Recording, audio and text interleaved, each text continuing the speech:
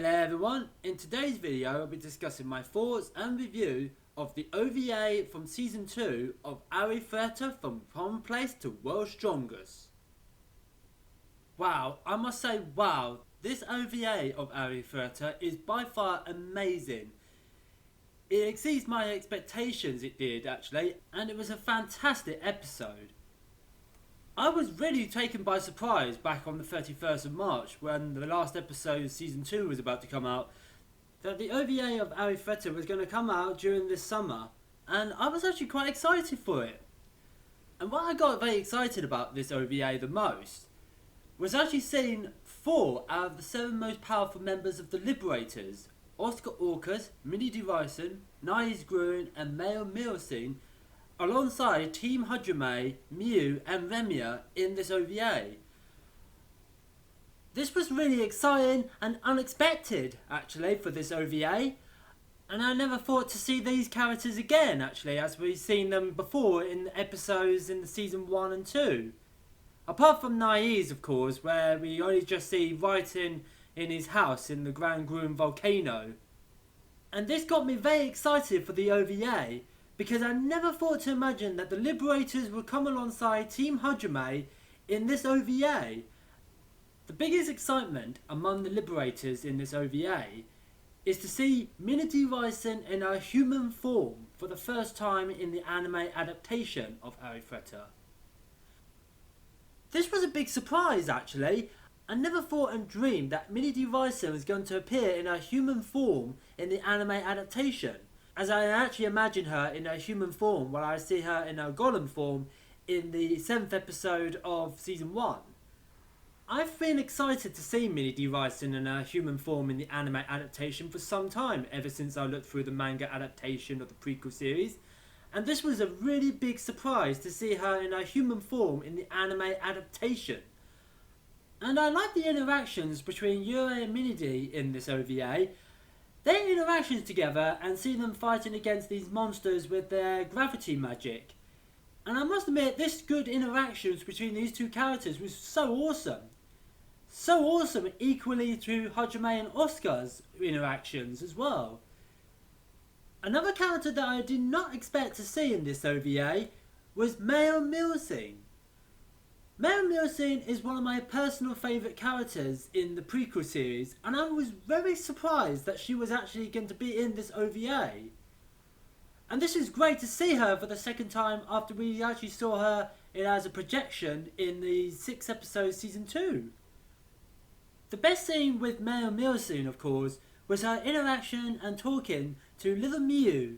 This scene with these two characters, well, I was taken by surprise when Meiru Melusine mentioned her younger sister, Dinah, when she actually looks at Miu. Miu actually reminds her of her younger sister because Miu actually resembles Dinah, actually. And it got me thinking, can Miu actually be a distant relative to Dinah? And is Meiru Melusine like a 2,000-year-old great auntie to Miu? I don't know. Put your thoughts and theories in the comments below if you think so. So yes, getting back to Meiru Melusine, I was really quite glad and surprised that she was going to be in this OVA. In fact, I'm very happy to see more of her after we saw her brief appearance in the 2nd season's 6th episode. And it was so great to see more of her in action as well as interactions with other characters. And not to mention the fact that I really want to see more of her, like her story in the prequel series.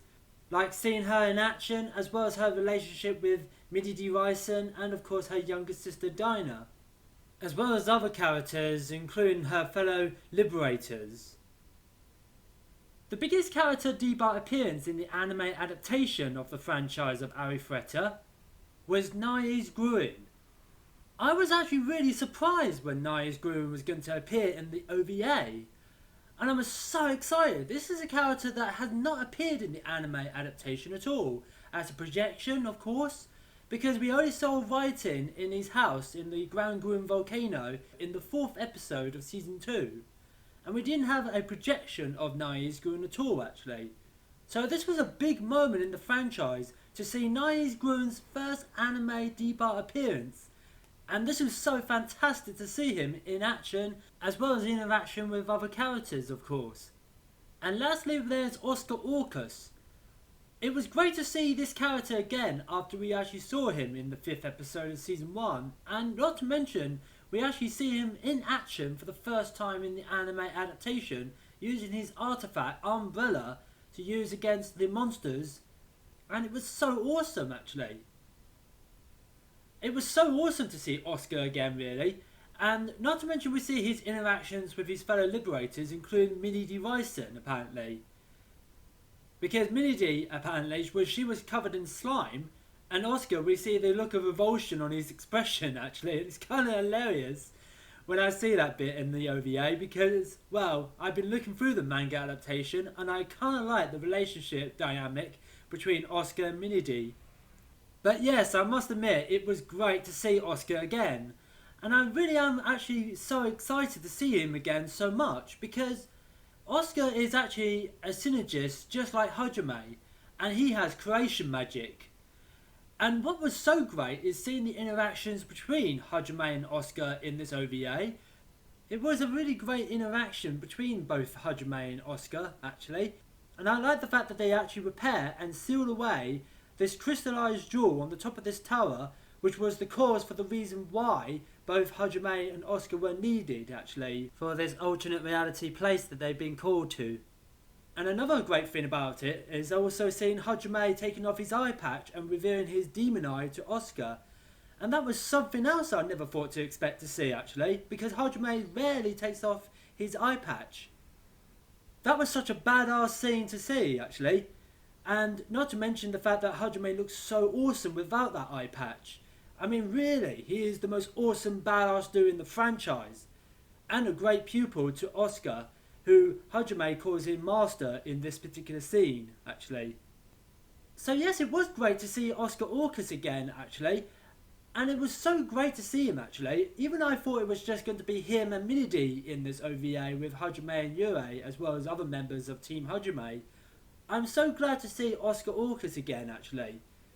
Even we see him briefly in Season 1, of course, but nevertheless it was great to see him more, actually. And last thing to say about these 4 members of the Liberators. Well, I must say, after watching this OVA, I am extremely pleased and happy to see them in the anime adaptation. Especially more of Oscar Orcas and Meiru Melusine, as well as Miledi Reison in her human form. And also seeing the D-Bar appearance in the anime adaptation of Naiz Gruen. So, to me personally, I am so happy to see these characters.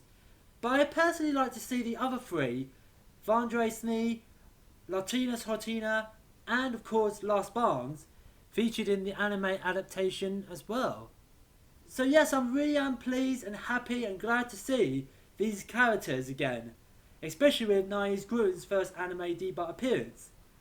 But I personally like to see them again in the prequel series to see their backstory, their lives, their story, and of course their goal,